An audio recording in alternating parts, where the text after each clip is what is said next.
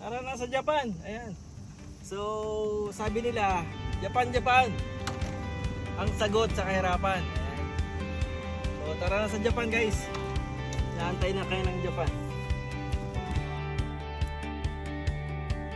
Umaga pa lang, hapdi na ang likod, pera sa bayong,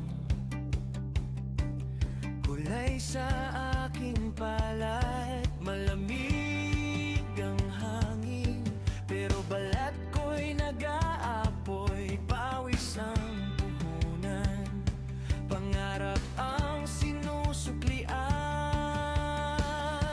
Yolong pagod, pero puso ang lakas, sa bukid ng Japan, doon ako umaasa. Bawat turo ng lupa, aral na di nawawala. Yolong pagod, pero hindi sumusuko. Kahit malayo, dito ako tutubo. Alam niyo na kung bakit Kyulong Pagod ang pangalan niya. Laging pagod.